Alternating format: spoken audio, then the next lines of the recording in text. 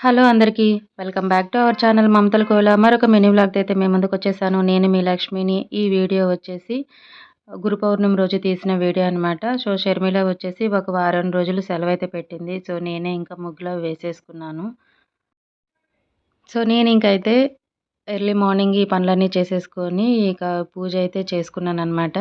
ఈ గురు పౌర్ణమికి వచ్చేసి సాయిబాబా గుడులల్లో విశేష పూజలు జరుగుతాయి. అలాగే అన్ని గుళ్ళల్లో కూడా అంటే సాయిబాబా గుళ్ళలో అన్నదాన కార్యక్రమాలు గూడా జరుగుతాయన్నమాట. ఇంకా ఈ గురు పౌర్ణమికైతే మా మంగళగిరిలో లక్ష్మీ నరసింహస్వామి వారికి ముత్యాల పందిరి కార్యక్రమాలు, సేవా కార్యక్రమాలు జరుగుతాయన్నమాట. చాలా బాగా చేస్తారండి. కాకపోతే ఒక సంవత్సరం అయితే నేను వెళ్ళాను. ఈ ప్రోగ్రామ్స్ ఇవన్నీ స్వామివారిని చూడటానికి వెళ్ళాం గానీ, ఫుల్లు వర్షమైతే పడింది. ప్రోగ్రామ్స్ అన్నీ ఆగిపోయాయి. స్వామివారిని మాత్రం ఊరేగింపు చేయకుండా గుడి దగ్గరే ఉంచి దర్శనము కలిగేలాగా అందరికీ చేశారు. ఆ ఇయర్ అయితే స్వామివారి దర్శనం బాగా జరిగింది. లాస్ట్ ఇయర్ అయితే కుదరలేదనమాట. లాస్ట్ ఇయర్ మేము ఊర్లో లేమనుకుంటా. సో, సరిగ్గా నాకు గుర్తులేదు. ఈ ఇయర్ గూడా స్వామివారి గుడికి వెళ్ళి స్వామివారిని దర్శించుకుందామని అనుకున్నాం కానీ, నాకు చాలా హెడేక్‌గా అనిపించింది.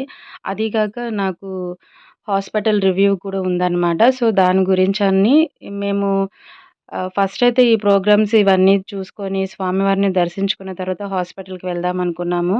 కానీ వీలు పడలేదనమాట. సో, హాస్పిటల్‌కెళ్ళి మళ్ళీ మేము రిటర్న్ అయ్యేసరికి అంటే హాస్పిటల్ గూడా ఆ టెంపుల్‌కి అటు సైడే.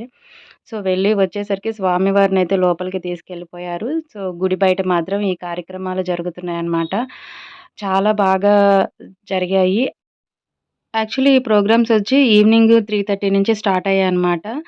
ఆహ్, మిద్దె సెంటర్ దగ్గర ఆంజనేయ స్వామి టెంపుల్ ఉంటుంది. అక్కడ నుంచి ముందు స్వామివారికి పట్టు వస్త్రాలు తీసుకెళ్ళే కార్యక్రమాలు అవన్నీ. మీకు ఇన్‌స్టాలో గూడా ఎప్పటికప్పుడు వీటి గురించి అప్డేట్స్ ఇస్తూనే ఉన్నారు.